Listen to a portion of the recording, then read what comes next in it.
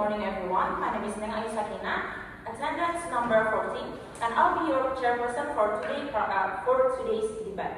Welcome to today's ASEAN Parliamentary Debate. The motion before the House is this House would restrict social media access for children under 16 years old. Speaking for the government bench, Prime Minister Talisa Meila Putri, attendance number 28. Deputy Prime Minister Siti Syahla Malika Raysha, attendance number 32. Government Whip Rajwa Nurul Aini, attendance number 22.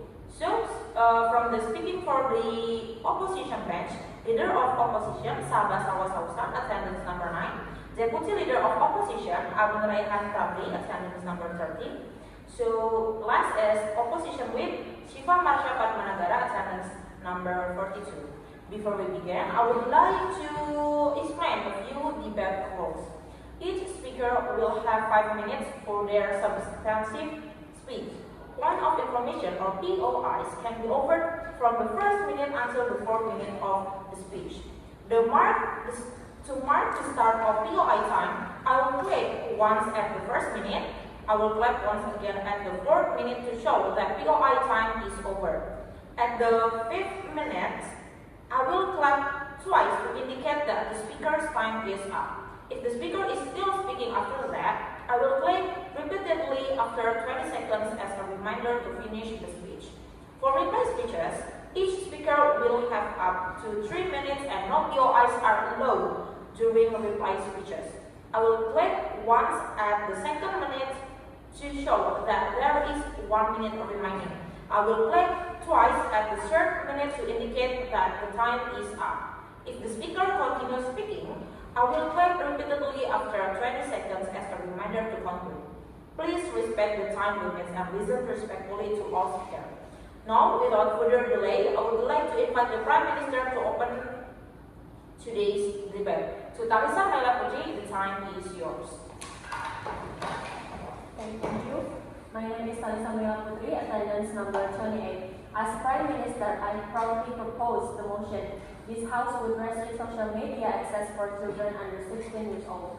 By restricting social media access, we mean that platforms such as Instagram, TikTok, X, Facebook, and Snapchat must prevent children under 16 from creating or operating accounts, unless under verified parental supervision or for accredited educational purposes. This is not a permanent ban. It is an age-appropriate protection, like the restrictions we already apply to alcohol, tobacco, and gambling. The government supports this motion for 2 main reasons. First reason is social media causes serious and documented mental health harm to children under 16. Children at this age are still developing emotionally and psychologically. Their brains are not yet equipped to handle cyberbullying, constant social comparison, and the pressure of seeking validation through likes and followers, all of which are built into how these platforms work. In 2023, the United States Surgeon General issued a formal advisory warning that social media poses a serious risk to youth mental health. The advisory found that adults using social media more than 3 hours per day face twice the risk of poor mental health outcomes. The American Psychological Association's 2024 research further found that teens with the highest social media use are twice as likely to rate their mental health as poor or very poor, and 10% of that group expressed suicidal intent within the past year. Closer to home, UNICEF Indonesia's 2023 baseline study found that 42% of Indonesian children have felt uncomfortable or scared due to online experiences, and more than half, 50.3%, have encountered sexual images on social media. Yet only 37.5% of Indonesian children have ever received any online safety education. These numbers represent real children in Indonesia. The government believes we cannot wait for the harm to happen before we act. We protect first. And the second reason is that children are exposed to predators, scams, and harmful content they are not equipped to handle. Even when platforms have safety policies, harmful content comes consistently bypasses those protections. Children do not have the same judgment or critical thinking skills as adults when navigating these risks. And in Indonesia, most children are going online without adequate preparation. Thank you.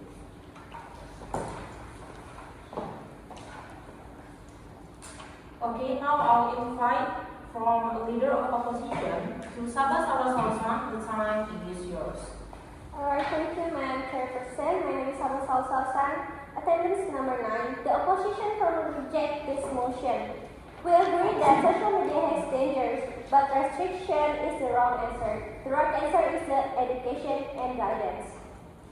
The first assertion we have is social media provides genuine educational and social value for young people. And the reason behind it is, for millions of students, especially in rural areas, social media is not just an entertainment.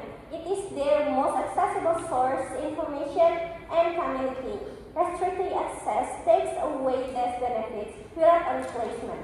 And the evidence is, research from Tulane University shows that 58% of teenagers feel more accepted in social media, and 67% find an online community during difficult times. And the link back to the motion is, therefore, a blanket restriction is harmful because it removes all of this liveliness from children. And the second argument is, the assertion age-based restriction on social media are impossible to enforce. The reason behind it is children are very smart with technology. They can easily bypass the rules by making fake accounts or using their parents' login. A policy that cannot be enforced only creates an illusion of safety. The evidence is, in Australia, which bans social media for under 16s, data show that 80% of children were still using social media anyway. The link to the motion is, therefore, this restriction is the wrong policy because it fails to protect the children who are most at risk. For these reasons, the opposition rejects this motion. Thank you. Okay, now I'll invite from Deputy Prime Minister to Siti, Syahla, Malika, Raysha. The time is yours. Thank you. My name is Siti, Malika, Raysha. Attendance number 22. I will first rebut the opposition arguments that extend the government's case. The opposition says social media has educational benefits. We agree those benefits exist, but they are also available through supervised platforms, Google Classroom, YouTube Kids, and government-funded apps. You do not need a restricted TikTok or Instagram account to learn. The educational argument does not justify removing or protecting limits. The opposition also says restriction can be bypassed. This is not a reason to abandon protection. It is a reason to strengthen enforcement.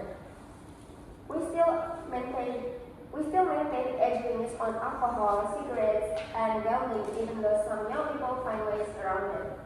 Those laws reduce access, establish legal accountability, and shift the burden of compliance onto the seller, or in this case, the platforms, not the children. The harm from social media to children is so significant that even the Indonesian government has enacted national regulations to restrict it. Social media companies are profit-driven business. Their algorithms are specifically designed to maximize user engagement and screen time. The longer a user stays online, including a child, the more advertising revenue the platform generates. The children's developing brains are more vulnerable to these addictive design features than adults. On 28 March 2025, Presiden Prabowo Subianto signed PP Tunas, Peraturan Pemerintah Nomor 17 Tahun 2025, a national regulation requiring digital platforms to protect children and restricting social media access for users under 16. The regulation officially came into force on 28 March 2026, making Indonesia one of the first non-Western countries in the world to take this step.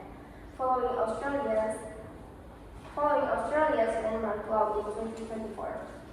Indonesia's Minister of Communication and Digital Affairs stated clearly that the purpose of PP Tunas is to stop platforms from exploiting children's attention for commercial gain. This is not a foreign idea being imposed on Indonesia. This is Indonesia's own national policy.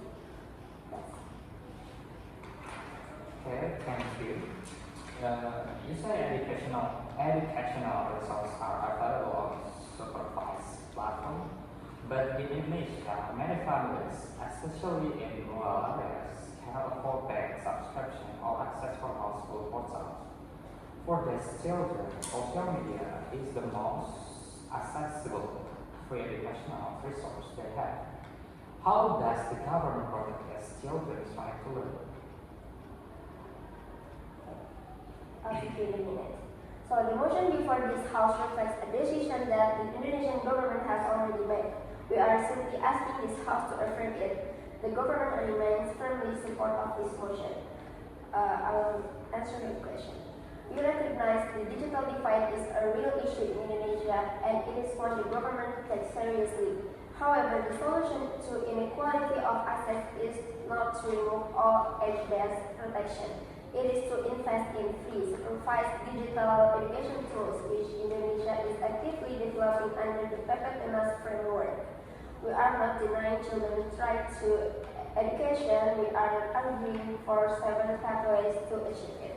Thank you. Okay, now I'll invite Deputy Leader of Opposition to Raihan Ramli. The time is yours. Okay, thank you. My name is Albin Ramli. At point number 13, I will respond to the government's expansion and the extent of opposition case. The government points to Pepatunas as evidence that the traction is the right path. We acknowledge Pepatunas as an important regulation. But what is often overlooked is that Pepatunas does not rely on restriction alone. The regulation also includes mandates for digital literacy education in schools, parental guidance programs, and platform accountability standards. The Indonesian government itself decided a solution that combines regulation with education. The government in this debate has only presented us with half of that picture. So, the assertion, the most effective long-term protection for children online in the digital literacy education, not restriction. Restrictions are temporary. Once on child turns 16, they will encounter the exact same platform, the same rates, and the same algorithms. But now, without having had any preparation education on the other hand, good skill that lasts a lifetime, it gives young people the tools to critically evaluate content, recognize manipulation, protect their privacy, and make healthy choice online. The World Health Organization in 2024 held behavior in school age children study, the largest teenager health survey ever conducted, covering nearly 288,000 young people across 44 countries. Conclude that the primary government intervention for problematic social media use among teenagers in embedding digital literacy education into school curricula, the WHO did not recommend bans. It recommended child educator, strengthening mental health service, and building children's capacity to navigate digital space responsibly. You say digital literacy is the solution, but Committee reported that the average Indonesian internet user spends around 8 hours per day online, and 48% of all internet users are children under 18. So, if digital literacy were already working, should we not see the healthier usage patterns of social media? And does this more suggest that education alone is clearly not enough? Okay, thank you. Does number reflect the current states? Before comprehensive digital literacy programs have been fully implemented in Indonesia schools, the problem is precisely that we have given children access to this platform without education first. The answer to that failure is not to impose a ban, It is to properly implement the education that should have been there from the beginning. Pepetunas itself includes a 2-year transition period, specifically to allow the students to do the work. The government models delays the challenge. Our model prepares students for the challenge, and when the world leads to the own teenager critical thought, agrees with us, we believe that it's a strong foundation. Parents understand that individual children better than any blanket policy can. Some children at 14 are mature enough to use social media thoughtfully. Others may not be ready at 17. A government imposed restriction ignores this entirely. The right role for the government is to support parents through resource, education, and platform accountability standards, not to replace their judgment with a one-size-fits-all bag. For this reason, we reject the motion. Thank you. Okay, now I would like to invite from government whip to Rajwa Aini. The time is yours. Thank you. My name is Nurul, attendance number 22. At this point in the debate, the opposition has asked us to trust education and digital literacy, but our team has shown a more fundamental reality that the problem is not just how children use social media. The problem is the environment that they are being placed into. An environment built in around endless scrolling, constant comparison, and algorithms made to keep users, including children, online for as long as possible. The opposition kept returning to one answer: digital literacy. And while education has failed, it does not address the problem our team raised. We showed with evidence from the U.S. Surgeon General, the American Psychological Association, and UNICEF Indonesia's 2023 that children are being exposed to cyberbullying, unhealthy comparison, validation-seeking behavior, and harmful content at a stage where they are still developing mentally, emotionally, and psychologically. The opposition's response essentially is that children should learn to deal with those risks. But our question is, why should children have to face those risks in the first place when reasonable protection is available? Because once the harm has already happened, education cannot undo it, right? It cannot erase the anxiety, it cannot erase the bullying, the diversion, it cannot erase the pressure created by a platform that constantly demands attention. Moving on, regarding the social media benefits, the opposition argued that social media has educational and social benefits, and we never denied that. But those same benefits are accessible through supervised platforms such as Google Classroom, YouTube Kids, Khan Academy, school portals, etc., etc. The educational argument does not justify removing all protective links. Lastly, the opposition said restrictions can be bypassed. We agree, but we do not remove age limits on alcohol simply because some teenagers break those rules. Indonesia still bans alcohol for minors, even though some teenagers find ways around the rules. Indonesia's Pepetunas signed by President Rajwa in 2025 and already influences March 2026 shows that the laws are there to reduce access, to set standards, and shift accountability to the platforms, not the children. Okay, that being said, the government cites Pepetunas as support for restrictions. But as my team point out, Pepetunas also include digital literacy and parental guidance programs alongside the age restrictions.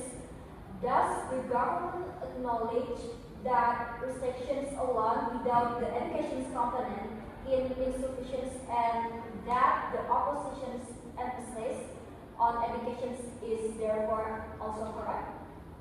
Thank you. We do not argue that education plays a role. Pepetunas combines both education and restriction. And that is exactly our point. That is exactly what our government side stands. Even Indonesia's national regulation recognizes that education alone is not enough, which is why the restriction exists. Meanwhile, the opposition argued education alone is enough, and the data from Indonesia, Australia, and the WHO shows it is not. So, when we compare both societies, the opposition asks us to raise, to educate, and to hope that children can successfully manage those risks on their own. Our side recognizes that childhood is a period of vulnerability and that protection exists for a reason.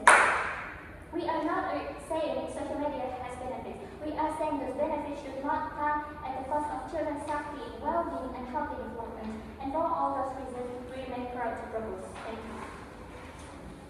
Okay, now I'll invite opposition whip to Syifa, Marsyha, Fadmanagara. The time is yours. Okay, thank you. My name is Syifa Putmanagara, and it's number 42 as outside group. This debate not about whether social media has risk. It clearly does. The real question is the blanket age restrictions the best, most effective responses to these risks? The government say yes, but the evidence say otherwise. So the government model is restrictions keeps children away from the problem until they turn 16. Our model is empowerment, so build children's capacity to handle the problem responsibly. The government's model only works if the restrictions actually works, but Indonesians, 79.5% of children and teenagers are already active internet users despite existing platform age minimums. So age restrictions have been in place for years, and they have not stopped children from accessing these platforms. What Indonesians need is not a harder route, but the smarter approach, education, platform safety standards, and parental support. The government tried to dismiss social media's benefit by saying educational content exists on supervised platform, but they missed the point. The benefit of social media for young people is not just educational content. It is community. It is belonging. It is the 6-7% of teenagers who say they have a community they can turn to during difficult times. For many Indonesian teenagers, it's rural area or difficult home environments that online support network may be the most accessible mental health resource that they have. So the government restrictions remove those lifelines for all children, regardless for Indonesia's incomes. Okay, yes. Okay, you say social media provides community and support networks for Indonesian teenagers. But Indonesian Outcome DG reported in 2025 that 48% of Indonesia's internet users are children under 18, spending an average of 8 hours per day online. If this level of usage represents healthy community building, why did the Indonesian government feel it necessary to sign Pepetunas restricting access for under 16s in the first place? Okay, thank you to government sides. I'll answer it right away. So Pepetunas was necessary precisely because platform has not been doing their job in keeping children safe, and the education system had not yet caught up. We support Pepetunas as regulations. What we challenge is the idea that restrictions alone is sufficient. Pepetunas itself mandates digital literacy education alongside restrictions, which is exactly what the opposition has been arguing throughout this debate. We are not against Pepetunas. We are arguing that the education half of that policy is just as important as the restrictions half. So I'll continue my motions. The government considered that restrictions can be bypassed. Then say, but standards still matter. Yes, we agree, but the most effective standards are not blanket bans. They are platform accountability measures, algorithmic transparency requirements, and mandatory default safety settings for minors. So these targets are real cause. A ban only delays the symptoms. So the opposition's approach are prepare children for the world they will live in. But the government approach delay children from that work and hope for the best. That we believe preparations lead to stronger, safer, and more capable young people. So the opposition probably reject the motions. Thank you.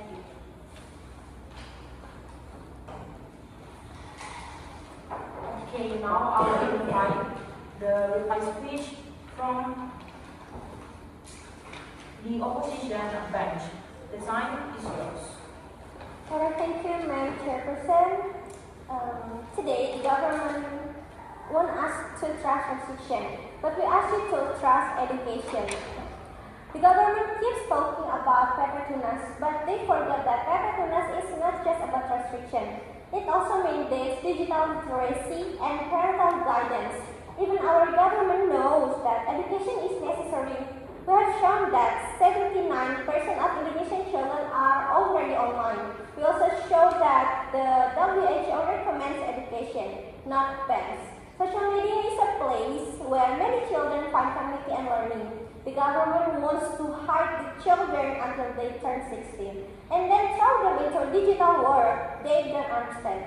But our vision is to guide, support, and prepare them from the very beginning. Children will live in a digital world. Let us build them up and not hold them back. The opposition proudly reject this motion. Thank you. Okay, now I would like to invite the reply speech from the government bench. The time is yours. Thank you. I'll deliver the government's reply speech. Today's debate came down to one question. When documented harm exists, do we protect children first or grant unrestricted access and hope that education catches up in time?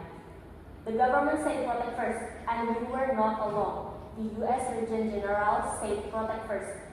The Australian Parliament said protect first, and President Prabowo Subianto with Pepetunas signed in 2025 and enforced from March 2026 said protect first. Indonesia has already made this decision as a nation. The opposition offered digital literacy. We support digital literacy too, but digital literacy does not turn off an algorithm designed to keep a 12-year-old awake until 2 in the morning. It does not prevent a child from encountering a predator or stumbling into content promoting self-harm. Education is a complement to protection, not a replacement for it. Restriction is not the enemy of childhood. It is what responsible governance looks like when children are at risk. For all these reasons, the government proudly support the motion. Thank you.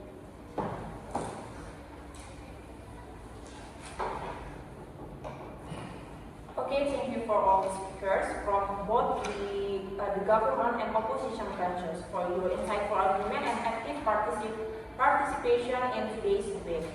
We have heard different perspectives regarding the motion. This House would restrict social media access for children under 16 years old. Both sides have presented their reason, evidence, and rebuttal to support their position. Debate is not only about winning an argument, but also about learning how to think critically, respect different opinions, and express ideas effectively. On behalf of everyone involved, I would like to thank all speakers for being part of this session. This debate does not officially conclude. Have a great day, everyone. Thank you.